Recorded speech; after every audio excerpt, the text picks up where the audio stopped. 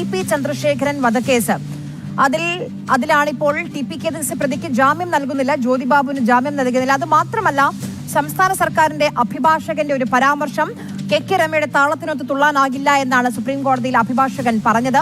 കേരളത്തിന്റെ അഭിഭാഷകനാണെന്ന് നമ്മൾ ഓർക്കേണ്ടതുണ്ട്. കെ രമ എന്ന സ്ത്രീ നടത്തിയ പോരാട്ടം കേരളം കണ്ടതാണ്.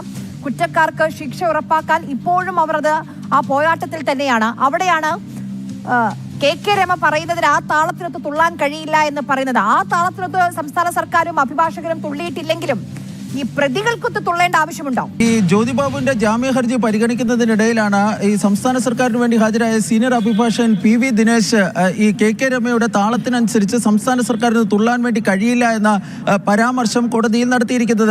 പറഞ്ഞത് സംസ്ഥാന സർക്കാരും അതുപോലെ തന്നെ ഈ കുറ്റവാളി അതായത്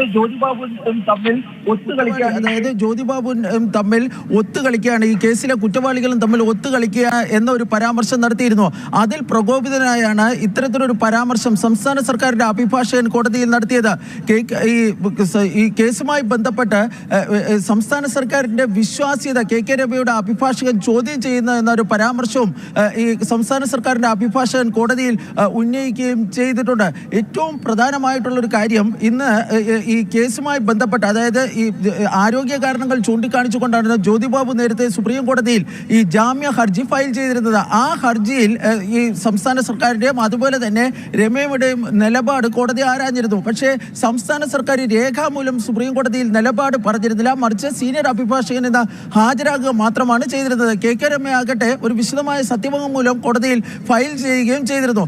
കോടതി ഇന്ന് ഈ ജാമ്യ ഹർജി പരിഗണിക്കെടുത്തപ്പോൾ കോടതി പറഞ്ഞത് ഇതൊരു കൊലപാതക കേസാണ്, അതുകൊണ്ട് തന്നെ ഈ കേസുമായി ബന്ധപ്പെട്ട രേഖകൾ കണ്ടതിന് ശേഷം മാത്രമേ തങ്ങൾക്ക് ജാമ്യം അനുവദിക്കാൻ വേണ്ടി കഴിയുകയുള്ളൂ എന്നാണ് പറഞ്ഞത്. അതിലൊരു തീരുമാനമെടുക്കാൻ വേണ്ടി കഴിയുകയുള്ളൂ എന്ന് പറയുകയും ചെയ്തിരുന്നു.